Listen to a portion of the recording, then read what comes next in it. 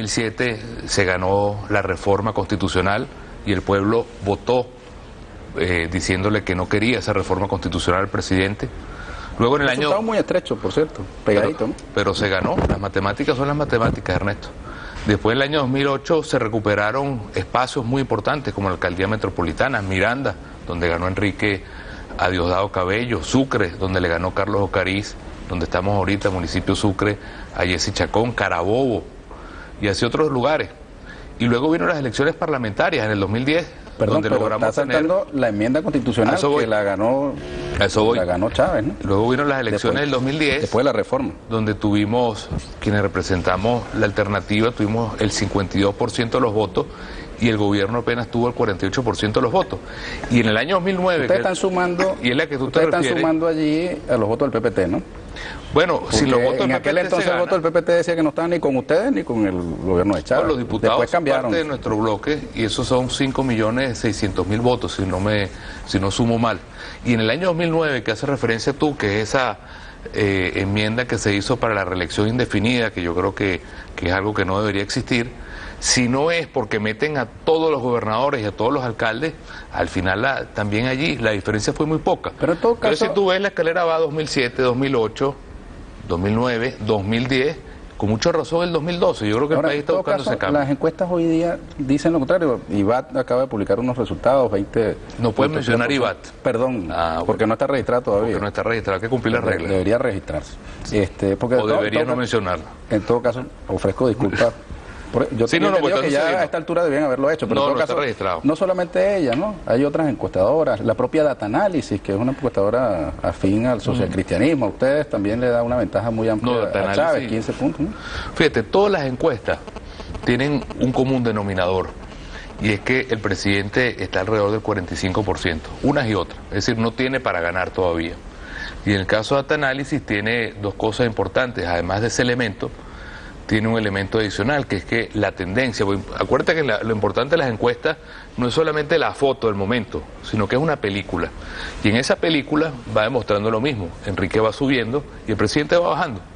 Y adicionalmente hay un elemento que no ha sido explicado bien, que es el llamado tema de los indecisos, en el cual hay todavía un grupo importante de venezolanos, que son los que, tú abriste el programa, son los que tienen que tomar una decisión y van a inclinar la balanza.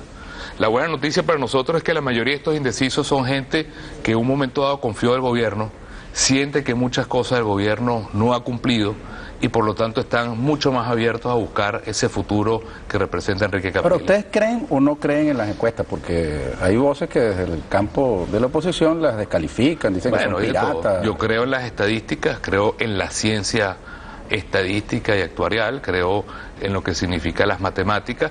Hay encuestadoras muy serias, hay encuestadoras que no son tan serias.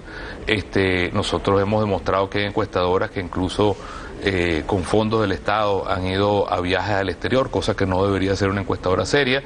De manera que el problema no son las encuestadoras. Ese es el señalamiento que hicieron contra Schemmel, ¿no? Eso es el señalamiento que hizo nuestro secretario general Tomás Guanipa en el caso de Schemmel. Yo creo que... Ahí hubo una denuncia, un forjamiento de un documento, porque no se produjo el viaje.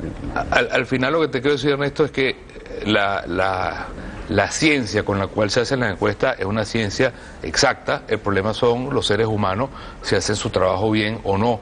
Y por lo tanto hay encuestas de todos los colores y sabores, como te estaba mencionando, ¿no? En ese momento, cuando descalificaron a Interlaces, la gente de Interlaces mandó este recuerdo, ¿no?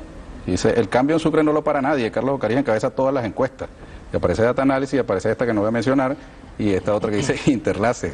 Carlos Ocariz 49%, Jessy Chacón 37%, no sabe, no responde 21%. Eso va para todo. Fíjate que en aquel entonces eran confiables. Esa misma encuesta decía que Augusto Uribe arrasaba en la Gran Caracas y que las primarias las ganaba María Corina Machado. De manera que... Sí, pero lo decía, de manera que Interlaces, sí, de manera que por eso te digo, siempre... Todo tiene su interpretación. Mira, entonces, los chavistas que se sientan triunfalistas en este momento, los chavistas que se sientan triunfalistas en este momento, yo estoy señalando de la cámara, ¿no? Que nos están viendo en este momento, tienen que ponerse los patines, entonces. Mira, yo lo que creo es que es algo natural. Todo en la vida tiene ciclos. Y yo creo que 14 años de gobierno, donde se ha tenido todo el poder, todo el dinero, todas las oportunidades, y donde, si tú quieres, podemos ir viendo los temas, tema seguridad, el tema de la educación, podemos ver el tema del empleo, podemos ver el tema de la productividad, podemos ver el tema relacionado con las relaciones internacionales, podemos ver el tema del desempeño de las misiones, podemos ver el tema de la salud. Vamos a tratar de hacerlo en el tiempo del espacio. Cuando tú ves eso, seguro, te das cuenta que las cosas no están como deberían estar. Mira, y que el país más bien merece algo distinto, algo pero futuro. Fíjate, para salir de estos temas contingentes y caerle el tema programático, seguro, hay un asunto, yo mencioné el tema de un supuesto forjamiento de un documento del MINSI, ¿no?, que fue denunciado en su momento por Izarra, ministro de Comunicación. Pero ahora hay otro señalamiento de forjamiento de un documento que es el de la supuesta prohibición de sintonía del mensaje que Capriles le dio a la Fuerza Armada Nacional Bolivariana. Y Capriles difundió eso en su Twitter y ahora resulta que el documento era forjado, no tenía la firma del ministro actual sino del ministro anterior. No ha habido un ofrecimiento de disculpas por parte del candidato por haber difundido una cosa falsa. Borges, ¿ustedes estarían dispuestos a hacerlo o no?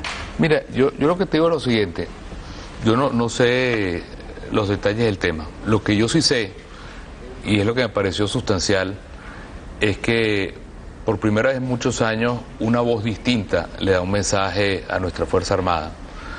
Y tocó los puntos que a mi parecer, cuando vi el mensaje de Enrique, me pareció que lograba transmitir los problemas que una Fuerza Armada tiene unida a una Venezuela que también tiene muchos problemas. El tema de la seguridad social de las Fuerzas Armadas. Ese es el mensaje que fue público y notorio, pero el documento difundido por Capriles en Twitter, documento falso, ¿por qué un candidato presidencial coloca una cosa falsa y luego no se retracta? A mí me parece mucho más grave que con ocasión de ese mensaje que dio Enrique a las Fuerzas Armadas, donde puso unos temas muy importantes como el problema de la politización de las Fuerzas Armadas, como el problema de la injerencia de otros gobiernos dentro de las Fuerzas Armadas, como el problema de lo que significa el no respeto al mérito dentro de las Fuerzas Armadas, como lo que significa la protección de la familia de la Fuerza Armada. La reacción de nuestro presidente ya ha sido usar una cadena para, desde la cadena, vestido de militar, insultar a Enrique Capriles. Y yo creo que eso merece, de todas formas, un uso de condena a los medios de comunicación que no debería ser. Ok, pero separemos los temas. Una cosa es el mensaje de Capriles, el fondo de su mensaje a la Fuerza Armada, que por cierto, no la llama Fuerza Armada Nacional Bolivariana, la llama Fuerza Armada Nacional. Y hay preguntas por qué la resistencia al apellido. No sé por qué si el apellido corresponde o no. Yo entiendo que... Lo dice la ley orgánica, ¿no? Yo entiendo que en nuestra Constitución se habla de Fuerza Armada, pero en todo caso... La ley vigente la denomina Fuerza Armada Nacional. Entiendo que la Constitución habla de Fuerza Armada y me imagino que el apelar a lo que está en nuestra Constitución es lo más importante, no lo sé, habría que preguntarle. Digamos, el detalle está porque como hay un asunto con el bolivarianismo, en abril del 2002 colgaron el cuadro de Bolívar. Para nada, si tú ves todo lo ahora, que... por cierto, Ledesma dijo que quería un presidente que pusiera a Bolívar a descansar en paz.